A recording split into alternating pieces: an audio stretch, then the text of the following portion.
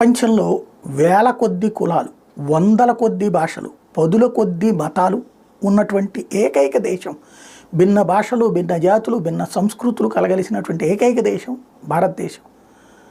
తమిళనాడు భాష వేరు, కర్ణాటక భాష వేరు, ఆంధ్ర భాష వేరు, ఒరిస్సా భాష వేరు, ఛత్తీస్గఢ్ భాష వేరు. పక్క పక్కనే ఉన్నాయి అన్ని రాష్ట్రాలు.